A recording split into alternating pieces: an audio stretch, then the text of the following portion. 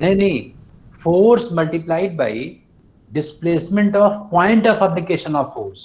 Okay sir. अरे यही तो बताया था पिछली बार। Yes sir. यस यही था। वर्क की डेफिनेशन बिल्कुल क्लियर हो जाए। वर्क फिजिक्स में जो डिफाइन करते हैं that is simply the multiplication of two things. क्या क्या? Force into displacement of point of application of force along the direction of applied force। यही होता है।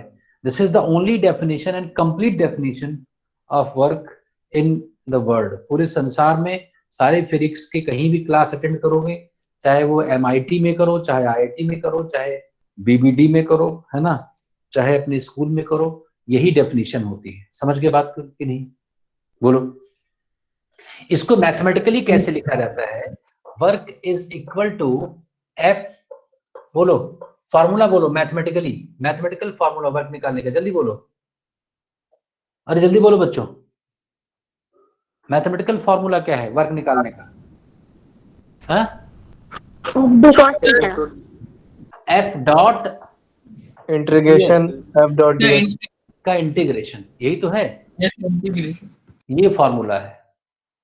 अगर फोर्स कांस्टेंट हो थ्रू आउट द डिस्प्लेसमेंट तो हम लोग क्या यूज करते हैं? F dot S. क्या यूज करते हैं? F dot S. अरे ये बता दिया था कि नहीं? If force is constant throughout the displacement then work done का फॉर्मूला क्या होता है? जल्दी बोलो। F dot S. अरे भूल गए क्या? यही तो होता है बच्चों, ये फॉर्मूला होता है। बोलो। इसमें एग्जाम्पल मैंने दिया था, कुछ एग्जाम्पल दिया था कि नहीं? यस एग्जाम्पल क्या सर। था? एग्जाम्पल में क्या था कि अगर मान लो ये कोई ब्लॉक है, ये कोई ब्लॉक है, रिजिड ब्लॉक है, ये एक रफ सरफेस पर रखा हुआ है,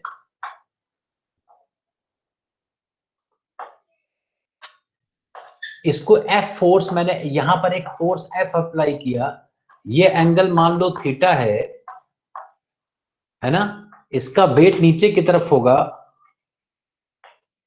नॉर्मल रिएक्शन इधर होगा,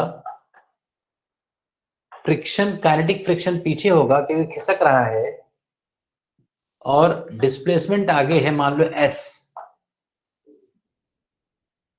तो बताओ कितना हो जाएगा इसमें? अगर हम कैलकुलेट करेंगे तो वैल्यू क्या हो जाएगी? वर्क डन बाई एफ क्या होगा, कौन बताएगा? By force. फोर्स का वर्क कितना होगा? जल्दी बोलो, बोलो जल्दी। अरे नहीं बोलोगे? F S hello, cos theta. आवाज नहीं आ रही क्या? कितना होगा बोलो? आ रही है। सर एफ कॉस थीटा है। एफ एस कॉस थीटा ना यार, F S yes cos theta, ये हो गया, ये हो गया। नॉर्मल रिएक्शन का फोर्स अगर कोई पूछे तो ये बताओ, ये ब्लॉक नॉर्मल रिएक्शन की तरफ कितना डिस्प्लेस कर रहा है? डिस्प्लेसमेंट हॉरिजॉन्टल है, नॉर्मल रिएक्शन ऊपर है, तो कोई वर्क डिस्प्लेसमेंट नहीं है, तो जीरो हो गया। वेट का फोर्स कितना, वेट का वर्क डन कितना हो गया? जीरो हो गया। और एफ के का भी हम निकाल लेंगे जरूरत पड़ने पर। ये हो गया था, ये बात हमने पहले आपको बता दी थी। बोलो।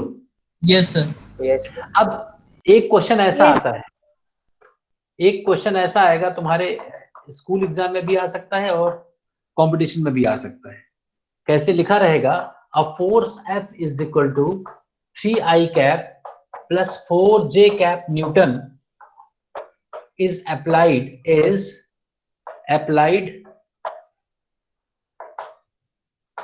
and the body gets displaced from initial position vector r1 is equal to I cap plus 2J cap to r2 is equal to मान लो 2I cap minus J cap meters, then find work done by the force। ऐसा आ जाएगा, नहीं समझे बच्चों? ये आ जाएगा। Yes sir. तो कैसे निकालेंगे इसको बताओ? सर R1 क्या लिखा है? R1 is I cap plus 2 J cap. So -9. हाँ, -9. -9। डिस्प्लेसमेंट कितना हुआ बच्चों? डिस्प्लेसमेंट कितना होगा बताओ? डिस्प्लेसमेंट कितना होगा? R2 minus R1।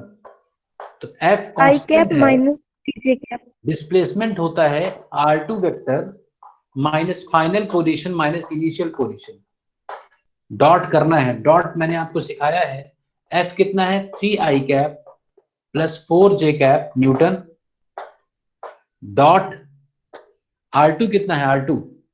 R2 minus R1 करोगे, R2 minus R1 2I cap minus I cap, I cap और minus J cap minus 2J cap minus 3J cap. क्यों बच्चों? अरे यही तो होगा R2 माइनस R1। डॉट करेंगे, Yes. डॉट करना सबको आता है। डॉट कैसे करते हैं? आई कैप को आई कैप के साथ, तो आई कैप का यहाँ कोफिशिएंट 1 है, 3 इंटू 1 इज 3, 4 इंटू माइनस 3 -12। तो आंसर इज -9 ना, -9 जूल। बोलो कोई डाउट हो तो बच्चों बताओ, कोई डाउट हो तो? नहीं। बहुत सिंपल है ना? ऐसा क्वेश्चन आ जाए तो बहुत सिंपल है। नेक्स्ट देखते हैं।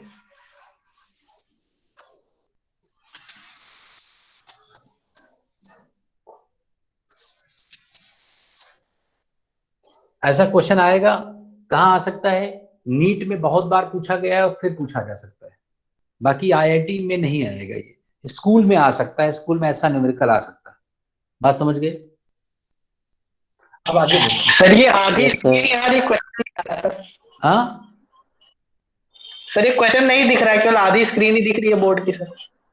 तो वो तुम अपना मोबाइल जो है ऐसे कर लो, लैंडस्केप फॉर्म में, उसमें जी सर। रोटेशन ऑन कर लो, और रोटेशन ऑन करके ऐसे कर लो हॉरिजॉन्टल। ठीक सर।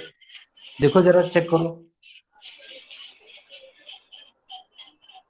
कहा है सर? तो देखो ध्यान से, तो ऐसा आ गया। अब हम आगे बढ़ते हैं, एक एक फोर्स का वर्डन निकालना सीखेंगे। पहले हम निकालने जा रहे हैं work done by normal reaction force. Work done by normal reaction force, कुछ एग्जांपल्स करेंगे जिसमें नॉर्मल रिएक्शन फोर्स का वर्क हमें निकालना होगा। देखो जैसे कि मान लो एक लिफ्ट है, लिफ्ट है और ये लिफ्ट ऊपर की तरफ जा रही है कहीं ऐसी।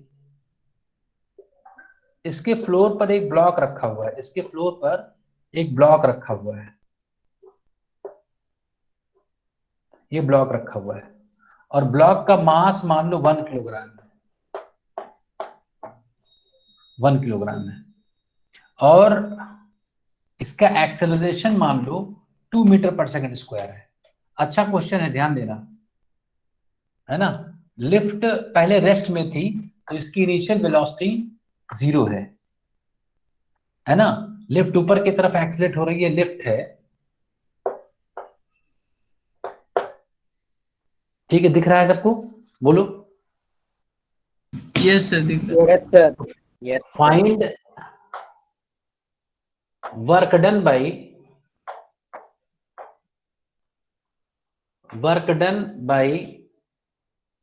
find work calculated by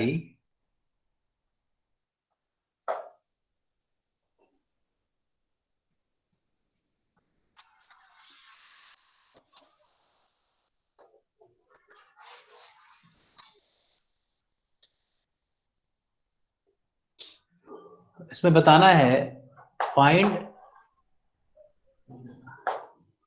work done by normal reaction force by n during first 2 seconds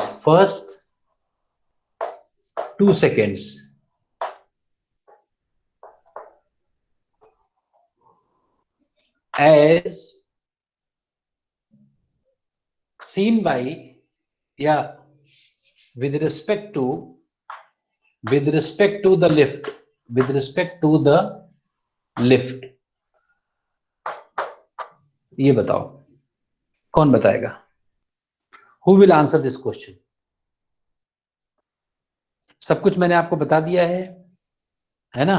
ये आपको बताना है, सिंपल सी बात है, देखते कौन बताता है।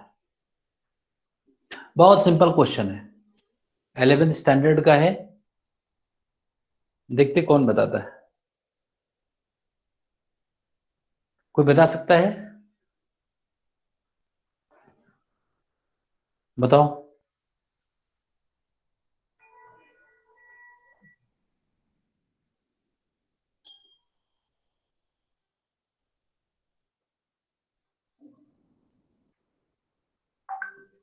कोई बता सकता है कि नहीं? जल्दी करो, नहीं तो मैं ही बताऊं, फिर टाइम नहीं वेस्ट करना, नहीं आता है तो बोलो। सर 20 कर रहे हैं। न्यूटन। हाँ, कितना बताया? 20 न्यूटन। बोलो, किसने कहा? Tahreen? Tahreen. Yes sir. 30 newton. 20। अच्छा, 20 न्यूटन। और कोई? और कोई? Any other answer? कोई बता सकता है क्या? कोई बता सकता है बच्चों?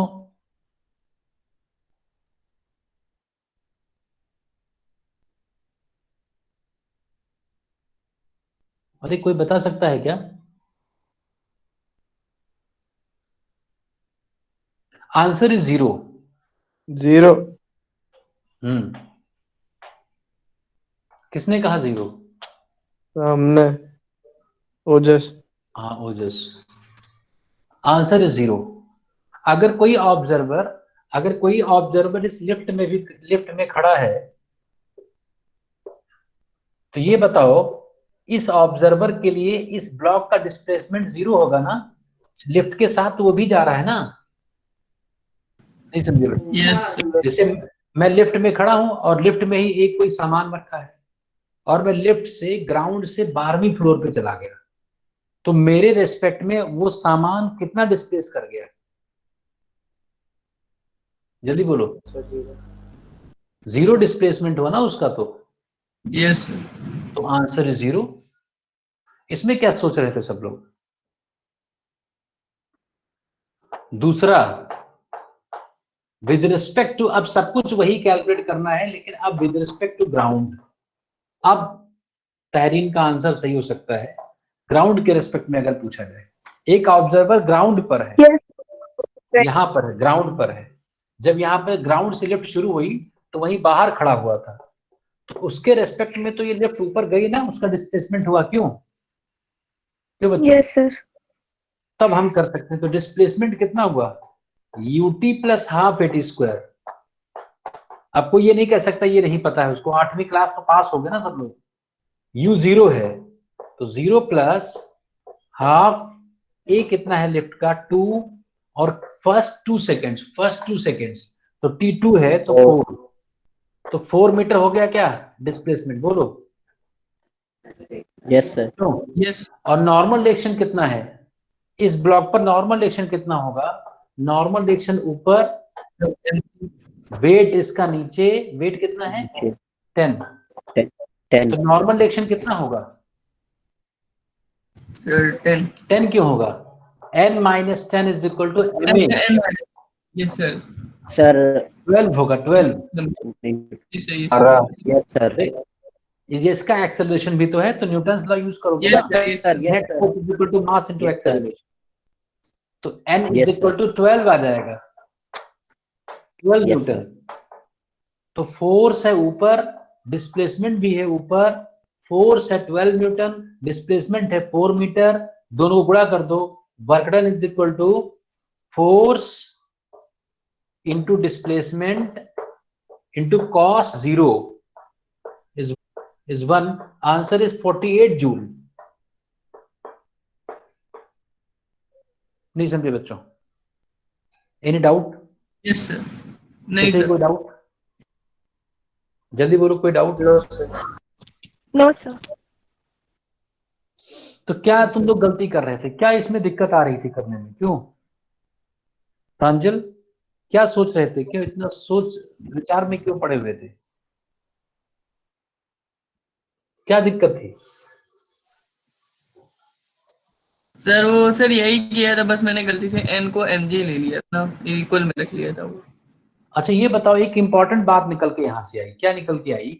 कि जो वर्क डन होता है ये फ्रेम पर डिपेंडेंट है। भाई लिफ्ट वाला कह रहा है 0 वर्क हुआ और ग्राउंड वाला कह रहा है कि 48 जूल हुआ। इसलिए एक ही इवेंट तो एक ही है, लिफ्ट का ऊपर जाना। नहीं समझे मेरी बात? Yes sir. लेकिन वर्क अलग अलग आंसर आ रहे हैं। क्यों कृतिका, जानवी, गुलाब, yes, उत्कर्ष, उत्पल, बात समझ पा रहे हो कि नहीं? Work done, calculation of work done is frame dependent. कहां से देखा जा रहा है yes, उससे आंसर sir. चेंज हो जाएगा। तो ये इंपॉर्टेंट पॉइंट है जिसको हम याद कर लेंगे, लिख लेंगे और ध्यान में रखेंगे। क्या कि calculation of work done calculation of work done is frame dependent. एक कह रहा डिस्प्लेसमेंट ही नहीं हुआ तो मैं कैसे वर्क बता दूं? नहीं समझे? और दूसरा कह रहा नहीं डिस्प्लेसमेंट हुआ है। बोलो बच्चों, यहां तक ठीक है? तो नॉर्मल रिएक्शन का वर्क इस तरीके से तो आप कैलकुलेट कर सकते हो। नॉर्मल रिएक्शन का वर्क कैलकुलेट कर सकते हैं। ये एक एग्जांपल था, बाकी ऐसे ही नॉर्मल रिएक्शन जब भी आएगा तो कैलकुलेट कर लोगे तुम लोग।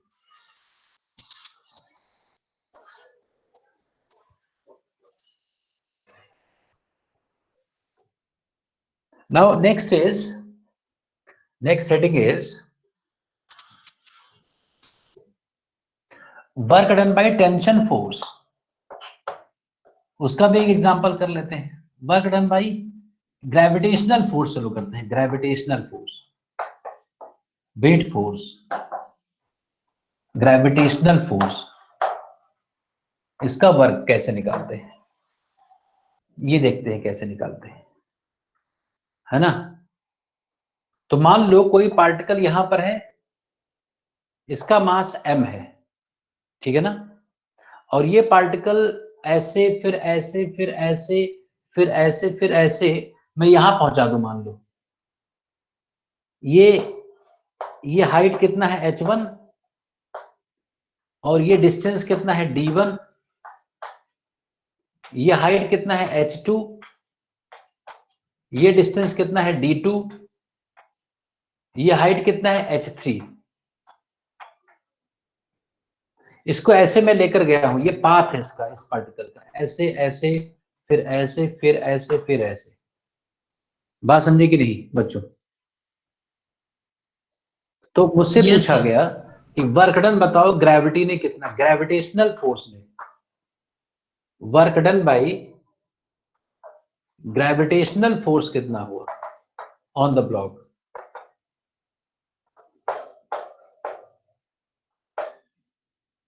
तो जैसे मान लो ये ए था, ए से गया बी, बी से सी, सी से डी, डी से ई और ई से एफ, एफ पर पहुंच गया।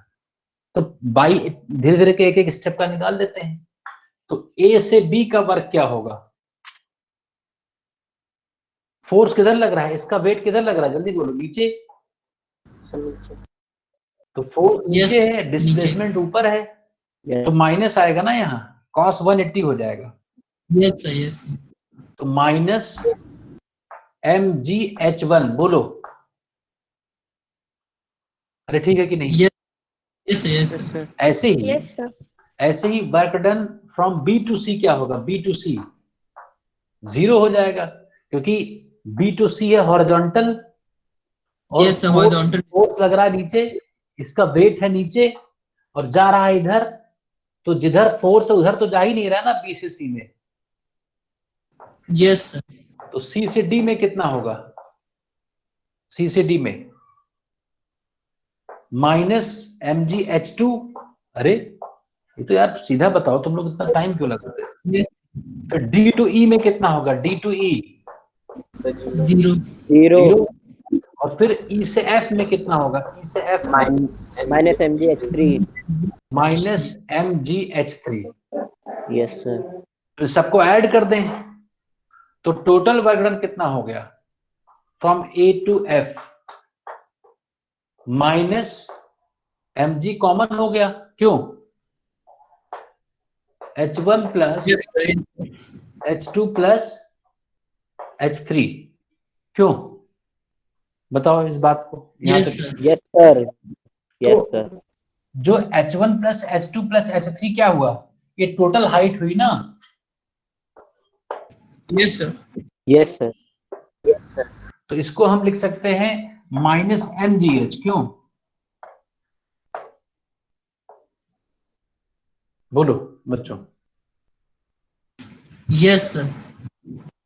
अच्छा ये बताओ, इस ब्लॉक को मैं पहले अगर इधर ले जाता, कहीं ऐसे इधर ले जाता, फिर इधर ले जाता, फिर इधर ले जाता, फिर इधर ले जाता, फिर इधर ले जाता, फिर और फिर ऐसे लाता, तब भी कितना आंसर आता?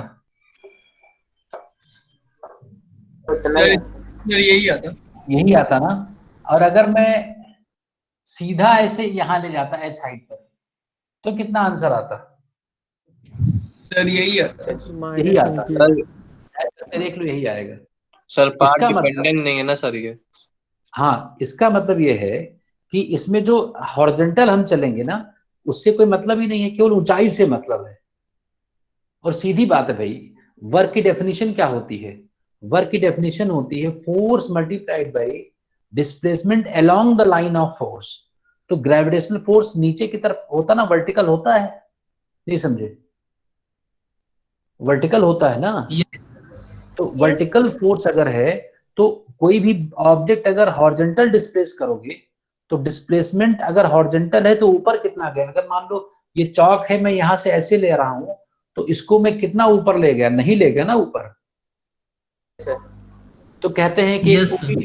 एक कुली का क्वेश्चन आता है कि कुली एक बहुत बॉक्स लेकर के, इतने 100 किलोग्राम का बॉक्स लेकर के, वेट लेकर के, और प्लेटफॉर्म पर चलता जा रहा है, तो बताओ वो उसके ऊपर ग्रेविटेशनल फोर्स कितना वर्क कर रहा है? Sir zero. नहीं कर रहा है। ग्रेविटेशनल फोर्स कोई वर्क नहीं कर रहा है। लेकिन जब वो स्टेयर्स पर चढ़ेगा, नहीं समझे, जब वो ऊंचाई गेन करेगा, जब उस ऑब्जेक्ट में ऊंचाई आएगी, है ना? Yes sir. नहीं समझे, तो उस समय वर्क होगा। Yes sir. लेकिन अगर वो हॉरिजॉन्टल चाहे 100 किलोमीटर चलता रहे, उसका फिजिक्स में वर्क क्या कैलकुलेट किया जाएगा? जीरो। जीरो। वर्क, हाँ, वर्क जीरो कैलकुलेट किया जाएगा। जब तक उसकी हाइट नहीं गेन होगी ना, तब तक कोई मतलब नहीं, क्योंकि ग्रेविटेशनल फोर्स वर्टिकल है। तो यस सर। हमने यहाँ पर 3 रास्ते तुम्हें दिखा, एक रास्ता ये है, एक रास्ता ये है, एक रास्ता ये है। तीनों रास्ते में सेम आंसर आया, एक ही आंसर आ रहा है। बोलो बच्चों। Yes yes sir. सर। तो यहां से एक बात हम ये भी जान सकते हैं कि work done by gravitational force, work done by gravitational force is path independent. Gravitational force is path independent. रास्ता कुछ भी हो, नहीं समझे बात? Yes sir. Work done by force is path independent. सिर्फ किस पर डिपेंड करता है? इनिशियल स्टेट और फाइनल स्टेट, कहां था और कहां पहुंच गया, सिर्फ इसी बात पर डिपेंड करता है, और किसी बात पर डिपेंड नहीं करता है। क्या बात समझ में आ गई सबको? Yes sir. Yes sir. है ना? तो ऐसे फोर्सेस को क्या बोलते हैं? ओजस। अगर मान लो कंजर्वेटिव। 3 पाथ से मैं लेकर गया, 3 पाथ से, और सबका वर्क इक्वल आया, तो क्या मैं ये कह सकता हूं कि ये फोर्स कंजर्वेटिव है? Yes sir. ठीक है ना? Yes sir. तो अभी हम लोग पढ़ेंगे कंजर्वेटिव फोर्सेस। यही फोर्सेस कंजर्वेटिव फोर्सेस कहलाते हैं। कौन सा फोर्स? जो पार्ट डिपेंडेंट नहीं होता। What is conservative force? ये तो उसके नहीं, ये तो उसके लक्षण है कंजर्वेटिव फोर्स के। है क्या वो कंजर्वेटिव फोर्स, कैसे बोलते हैं? हाँ बोलो। ये तो उसका सिम्टम्स है ना, नहीं समझे? उसको बोलते क्या है ये बताओ, क्या कंजर्वेटिव वर्ड क्यों कहा गया? सर एनर्जी कंजर्व रहती है किसकी? सर, इनिशियल और फाइनल। नहीं, इनिशियल और फाइनल क्या? सर पोटेंशियल और अरे मतलब sum of energy sir, mechanical energy. Mechanical energy conserve रहती है, इसलिए कंजर्वेटिव कहते हैं।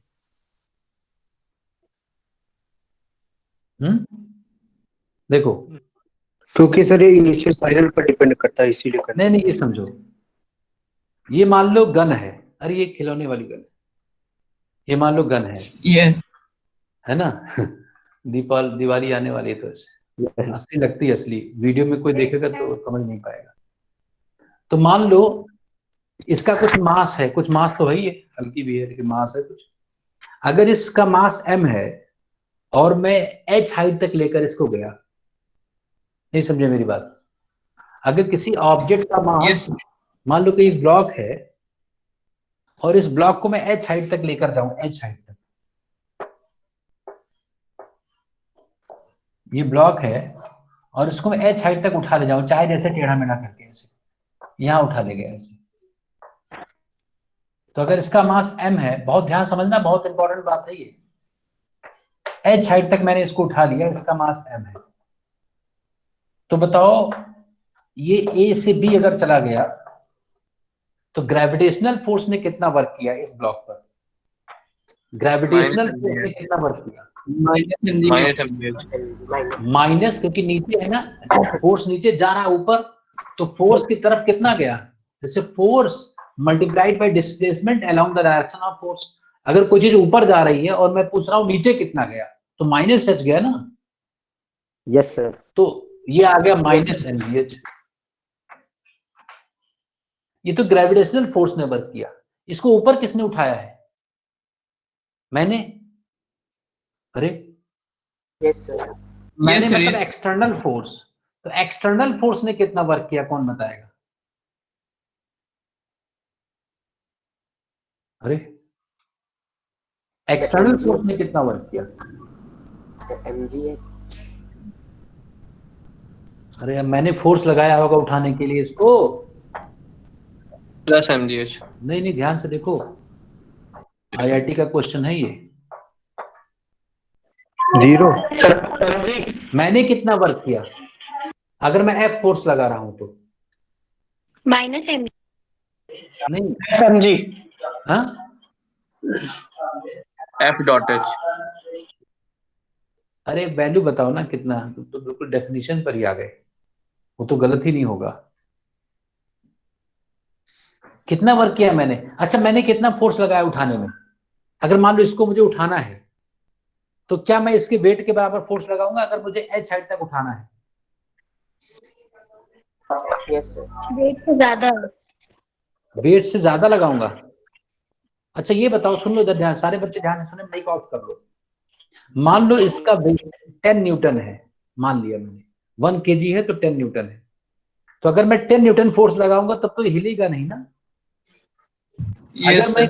अगर मैं 10.00000001 फोर्स लगा दूं तो ये ऊपर चलना शुरू कर देगा ना। Yes sir.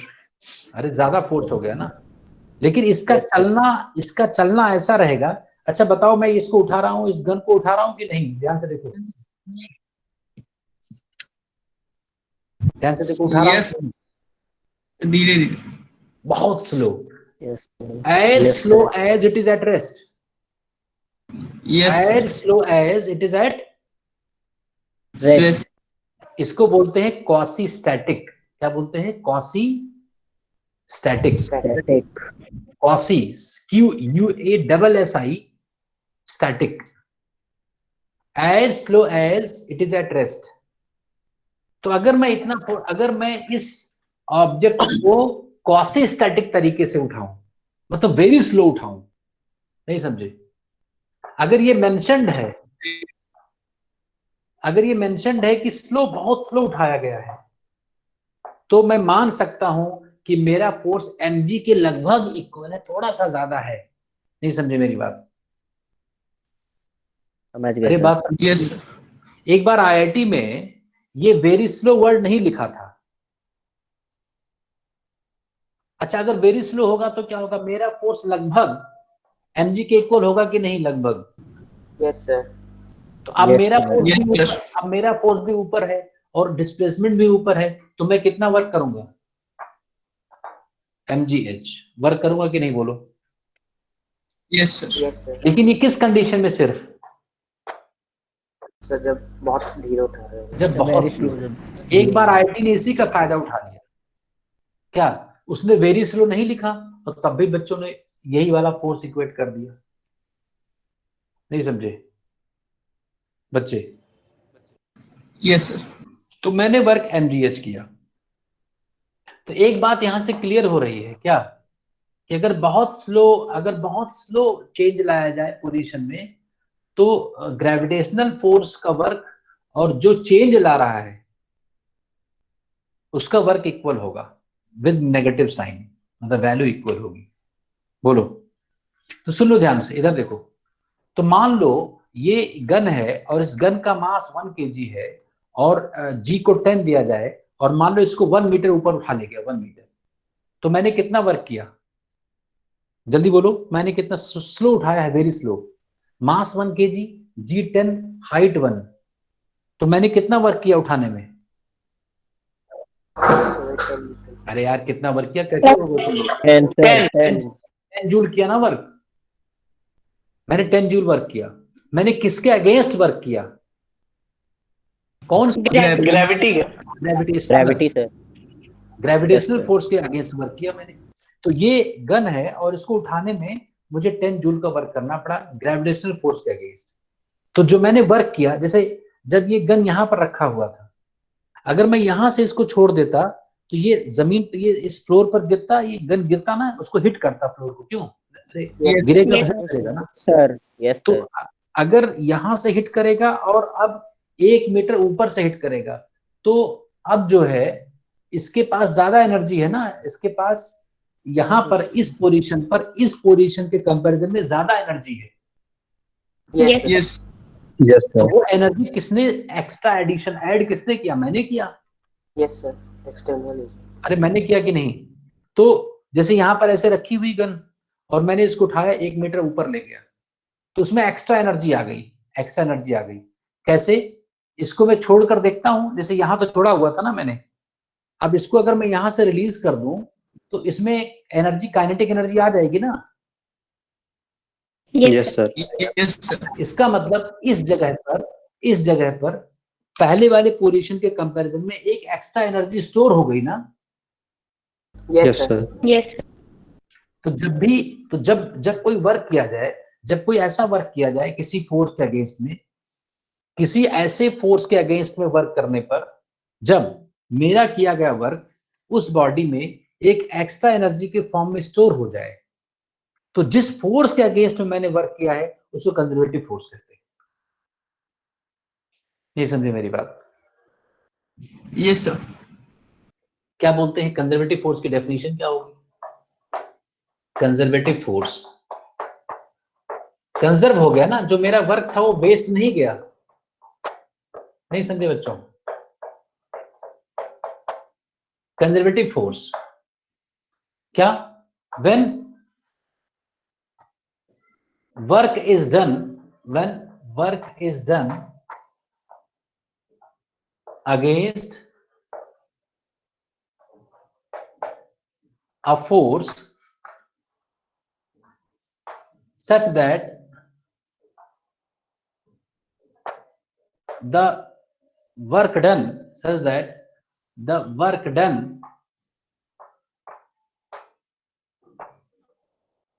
gets stored in the form of an extra energy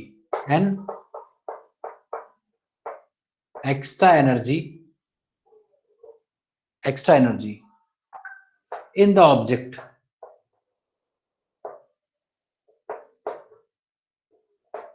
Then the force against which work is done, then the force against which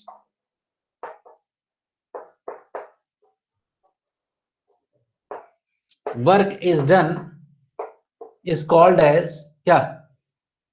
conservative force. ये बच्चों ध्यान से समझ लो और बताओ इसमें कोई डाउट हो तो, इस डेफिनेशन में कोई डाउट हो तो बताओ. ओजस समझ गए? गुलाब, कृतिका, जानवी, प्रांजल, सजल, बानी, Yes. तुम लोगों ने होमवर्क नहीं किया. बानी, तुमने होमवर्क में सबमिट नहीं किया. अंश ने किया है और सजल तुमने भी नहीं किया है. नहीं सर, उसका हम लोग सर वो पहला कर लिया था सर, दूसरा सर अभी कर रहे हैं। अब बहुत ज्यादा होमवर्क हो गया है तुम्हारे पास, पूरा मॉड्यूल है, जितना मर्जी उतना करो. अंश ने सबमिट किया, आकांक्षा ने सबमिट नहीं किया, जानवी ने किए हैं क्वेश्चंस, उत्पल ने नहीं किया है होमवर्क, राज ने किया है कुछ. ये बात समझे कि नहीं? ये कहानी समझ में आई? बोलो. Yes sir. है ना? तो अच्छा ये बताओ, अब एक बात समझना, एक बात ये समझो, मान लो एक चेयर रखी हुई है, एक चेयर, ठीक है ना, और उस चेयर को मैं खींच करके ला रहा हूं. जैसे किसी भारी चेयर है, कोई ऑब्जेक्ट है, उसको अगर मुझे खींच करके इधर लाना है तो मुझे वर्क करना पड़ेगा कि नहीं करना पड़ेगा? जल्दी बोलो. यस किसके अगेंस्ट वर्क करना पड़ेगा? यस किसके अगेंस्ट? फ्रिक्शनल फ्रिक्शन के अगेंस्ट वर्क करना पड़ेगा, फ्रिक्शन के अगेंस्ट. जैसे इसमें क्या था कि इस ऑब्जेक्ट को मैं उठा करके ले गया था और मैंने ये सोचा कि मैंने चेक किया कि जब मैं यहां पर लेकर आया हूं तो इसमें एक्स्ट्रा एनर्जी है कि नहीं, तो मैंने इसको छोड़ा, तो छोड़ने पर इसमें काइनेटिक आ गई ना. Yes sir yes sir. तो मुझे पता चल गया कि यहाँ पर एक्स्ट्रा एनर्जी थी, जैसे कहीं रखा हुआ था वहां यहाँ जब छोड़ा मैंने तो एनर्जी आ गई थी, काइनेटिक. अब मैंने क्या किया, एक भारी ऑब्जेक्ट है कोई, उसको मैं खींचना शुरू किया, तो खींचने में मुझे वर्क करना पड़ेगा. किसके अगेंस्ट वर्क? जो फ्रिक्शनल फ्रिक्शन फोर्स के अगेंस्ट. तो मैं उसको खींच कर लाया, मान लो, तो मैंने वर्क तो किया ना. अब मैं ये अब खींच करके ले आया ग्राउंड पर ऐसे नीचे नीचे. अब मैं उस ऑब्जेक्ट को छोड़ करके देखना चाहता हूं कि इसमें काइनेटिक आएगी कि नहीं. तो चेयर को खींच करके लाओ ऐसे हॉरिजॉन्टल सरफेस पर और छोड़ करके देखो उसमें एनर्जी आएगी क्या, काइनेटिक? नो सर नहीं आई. नहीं समझे? नहीं इसका मतलब फ्रिक्शन के अगेंस्ट में जो मैंने वर्क किया वो वर्क उस ऑब्जेक्ट में एक्स्ट्रा एनर्जी के फॉर्म में स्टोर नहीं हो पाया. यस सर तो फ्रिक्शन कैसा फोर्स निकला? काइनेटिक फ्रिक्शन कैसा फोर्स निकला? Kinetic friction. Sir non conservative तो ये कंजर्वेटिव और नॉन कंजर्वेटिव की डेफिनेशन है, मतलब असलियत है. बोलो बच्चों, समझे कि नहीं? यस यस सर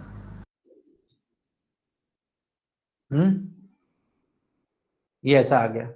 तो अब इसकी कैसे पहचानते हैं? जैसे अब कोई एक्सपेरिमेंट तो करेंगे नहीं. जैसे मान लो एग्जाम में आ गया कि कोई फोर्स कंजर्वेटिव है कि नहीं, तो ऐसा थोड़े कि वहां मैडम से कहोगे कि मैम चेयर खींचना है मुझे. वहां तो तुम्हें कुछ मैथमेटिकल कुछ उसके लक्षण चाहिए ना. नहीं समझे मेरी बात? यस सर अरे कोरोना सीधा थोड़े Yes, sir. वायरस दिख जाएगा, उसके लक्षण ही तो दिखते हैं. नहीं समझे? तो अब क्या है, इसके कुछ लक्षण हैं, कुछ इसके प्रॉपर्टीज हैं, कुछ ऐसे सिम्टम्स हैं जिसको हम अगर हम रिकॉग्नाइज कर लें तो हम बता सकते हैं कि वो फोर्स कंजर्वेटिव है कि नहीं है. तो ग्रेविटेशनल फोर्स क्या निकला? बोलो. कंजर्वेटिव. और फ्रिक्शन फोर्स क्या निकला? Friction force non conservative non conservative. Sir slope पे ये सब बदल जाएगा क्या सर? रोड हाँ, सर स्लोप पे आवाज रूल क्लियर सारे नहीं आ रही है सर स्लोप पे रूल बदल जाएंगे. कौन सा स्लोप? सर जैसे सर थोड़ा मतलब हल्का सा बेंड होगा, उस पे हमने खींच के उसको लाया ऊपर, तो फ्रिक्शन फोर्स के अगेंस्ट हमने काम किया, फिर उसको छोड़ेंगे तो वो आएगा ना सर। वो तो ग्रेविटेशनल की वजह से नीचे स्लिप करेगा, नहीं अच्छा समझे? जब उसको खींच कर लाओगे तो ग्रेविटी के अगेंस्ट भी तो वर्क किया तुमने, नहीं समझे मेरी बात? उसमें जो समझ गया। काइनेटिक आ रही है, उसमें जो काइनेटिक आई ना, वो ग्रेविटेशन की वजह से आई है, ना कि फ्रिक्शन की वजह से आई है। अच्छा सर। रूल देखो, फिजिक्स में रूल कभी नहीं बदलेगा। एक बार जो लॉजिक हम सीख लेंगे और जो डेफिनेशन सीख लेंगे, उसको मैं हर सिचुएशन में वही यूज करूंगा। मतलब हमारा तरीका गलत भले हो जाए क्वेश्चन, लेकिन वो तरीका नहीं बदलेगा, तरीका नहीं उसको चेंज कर सकते। ये हमारे में मिस्टेक हो सकती है कि उसको अप्लाई करते समय हम कुछ गलती कर जाए। तो बताओ, तो कंजर्वेटिव फोर्सेस की पहचान क्या है? क्या पहचान है कंजर्वेटिव फोर्सेस की? कंजर्वेटिव फोर्सेस की पहचान क्या है? वर्क करने पे एनर्जी के फॉर्म में स्टोर हो जाता है। पहला तो क्या है? पहला ये है, एक्स्ट्रा एनर्जी। पहला है पाथ इंडिपेंडेंट होगा। पहला क्या है कि वर्क डन क्या होगा? Work done by conservative forces is क्या? पाथ क्या? इंडिपेंडेंट। ये बहुत इंपॉर्टेंट है, बहुत इंटरेस्टिंग है। बहुत बच्चे गलत करते हैं, जो आईआईटी में पहुंच चुके हैं, जो डॉक्टर बन चुके हैं, उनको भी ये नहीं पता था। जब मैंने बताया तो हालांकि वो बाद में समझ गए, लेकिन उनको पहले पता नहीं था। क्या नहीं पता था? मैंने उनसे कहा कि एक ऑब्जेक्ट को मैं ए से बी ले गया, मैं ऐसे एक ऑब्जेक्ट को ऐसे ले गया, एक रास्ता ये है, एक रास्ता ये है, एक रास्ता ये है, 3 रास्तों से लेकर गया किसी एफ फोर्स के अगेंस्ट में, किसी एफ फोर्स के अगेंस्ट में। A body, a particle is subjected to a change in its position from A to B via 3 paths, first, second and third, against a force F, against a force बोलो F, या work is done by this force F on this particle along 3 paths such that work done by the force along first path is equal to work done by the force along second path is equal to, क्या इससे मैं कह सकता हूं कि force is conservative? This implies force is conservative. अब घबराना नहीं, बात तो बोलो तुम लोग। अरे ये सही है कि नहीं? Yes sir, yes sir. हाँ, नहीं कह सकते, हम नहीं कह सकते।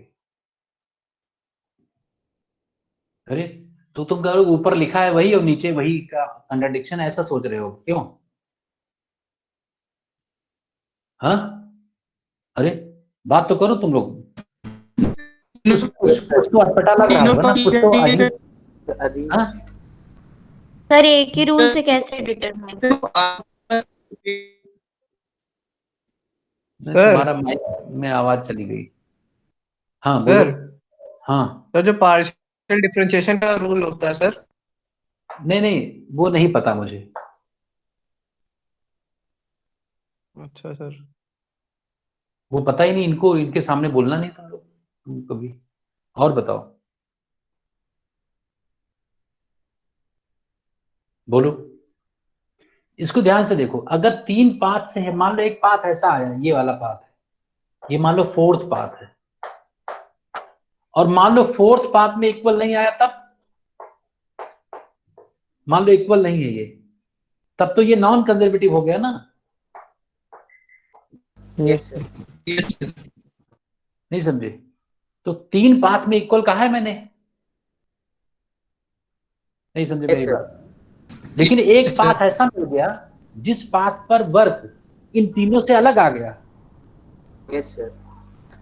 नहीं समझे मेरी बात? समझे। तो पाथ इंडिपेंडेंट का मतलब क्या है कि जब वर्क डन क्या हो, work done is same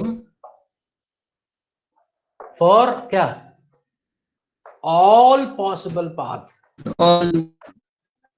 all possible paths from connecting initial state to final state. जितने पाथ हो सकते हैं, कितने पाथ हो सकते हैं ए से बी जाने के, कितने पाथ हो सकते हैं? इनफाइनाइट। इनफाइनाइट। तो अगर ये कहा जाता है कि सारे पाथ में इक्वल है, तभी हम कह सकते हैं कि कंजर्वेटिव है। 2-3 पाथ में इक्वल हो गया तो ये नहीं कि वो कंजर्वेटिव है। नहीं समझे मेरी बात? Yes sir. अब 10 क्वेश्चन मैंने दिया किसी को और 2 क्वेश्चन उसने सही किया, तब तक मैंने कहा अच्छा ठीक है तुम बहुत होशियार हो। बाकी 8 उसको आते ही नहीं थे, वो तो बाई चांस उसने वही किया और मेरे पास टाइम नहीं था, मैंने देखा कि अरे बहुत बढ़िया बच्चा है, बहुत शानदार, बहुत खतरनाक बच्चा है, ये तो सब कर रहा है सही। नहीं समझे? ऑल पॉसिबल पाथ्स जितने हो सकते हैं। तो ऐसे तो हम लोग कभी किसी को पहचान ही नहीं पाएंगे, किसी फोर्स को। नहीं समझे मेरी बात बच्चों? Yes sir. ऐसे तो पहचान ही नहीं पाएंगे हम लोग। हाँ, यस सर। तो क्या तरीका है? तो दूसरी पहचान, इससे पहचान बहुत बढ़िया नहीं हो पाई। अगर कोई फोर्स कांस्टेंट है तो कंजर्वेटिव होगा। नहीं समझे मेरी बात? अगर कोई फोर्स कांस्टेंट है तो कंजर्वेटिव होगा। इन ए लूप।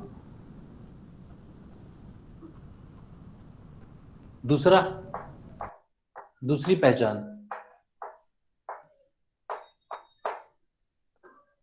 अगर कोई पार्टिकल को ए से बी में लेकर जाऊं और बी से ए लेकर आ जाऊं, और इस दौरान जो फोर्स लगे वो कांस्टेंट हो, फोर्स वेक्टर कांस्टेंट हो,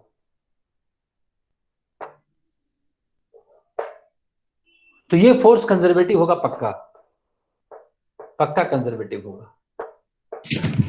यस कंजर्वेटिव।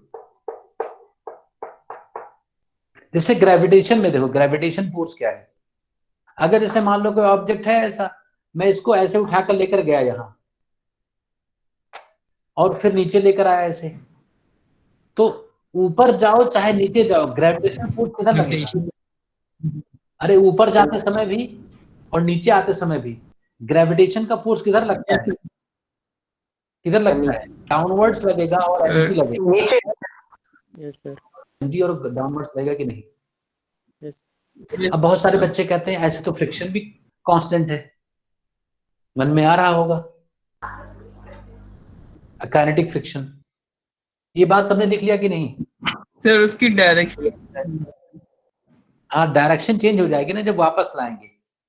जैसे जब इधर घसीटेंगे, खिसकाएंगे, स्लाइड करेंगे तो फ्रिक्शन उधर लग रहा होगा, और जब वापस ले जाएंगे वहीं पर तो फ्रिक्शन इधर लग जाएगा। Yes sir. नहीं समझे? Yes sir. Yes sir. बोलो। तो Yes, sir, वो समझ। कंजर्वेटिव नहीं हुआ, ग्रेविटेशनल फोर्स कंजर्वेटिव हुआ। दूसरी बात यह है कि अगर किसी फोर्स का वर्क एक लूप में जीरो हो जाए, एक लूप में जीरो हो जाए, नहीं समझे बात? तो कंजर्वेटिव होगा। तो कोई भी कांस्टेंट फोर्स होगा, कांस्टेंट फोर्स, डायरेक्शन भी कांस्टेंट हो और मैग्नीट्यूड भी, तो एक लूप में उसका वर्क जीरो होगा पक्का।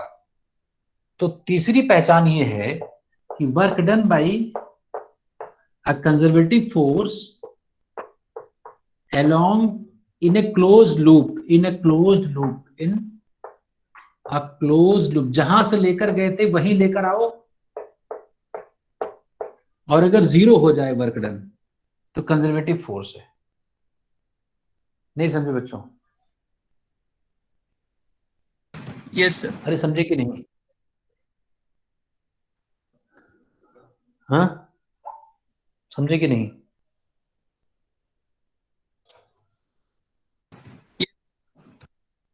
Yes sir. ये लिख लो, सारे बच्चे लिख लें। लिख लिया? Yes sir. अरे लिख लिया कि नहीं? तो ग्रेविटेशनल फोर्स कंजर्वेटिव फोर्स है, जो कोलम्बिक फोर्स है, इलेक्ट्रोस्टैटिक फोर्स है, वो कंजर्वेटिव है, और स्प्रिंग फोर्स कंजर्वेटिव है। अपने सिलेबस में 3 फोर्सेस कंजर्वेटिव है। कौन कौन से? ग्रेविटेशनल, स्प्रिंग फोर्स और कोलम्बिक इलेक्ट्रोस्टैटिक फोर्स, ये कंजर्वेटिव फोर्सेस है। आगे देखते हैं। Now very interesting, next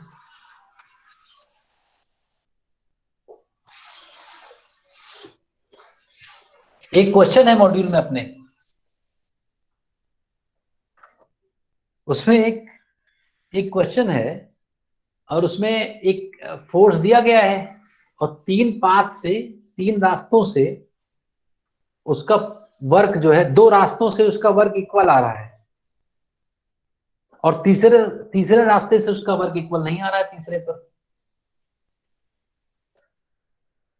module में है क्वेश्चन, तो वो नॉन कंजर्वेटिव हो जाता है बाद में। Yes sir. अब बड़ी इंटरेस्टिंग एक मैं लिखने जा रहा हूं हेडिंग, इस हेडिंग में ही कंफ्यूजन तुम्हें लग सकता है, इंपॉर्टेंट है। Work done by static friction, static friction.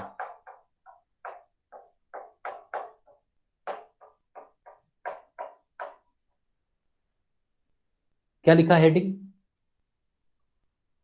Sir, work done by static friction. एक मिनट,